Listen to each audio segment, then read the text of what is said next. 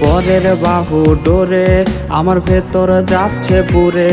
তুই হিনা এই আমিটা তিলে তিলে যাচ্ছে মোরে।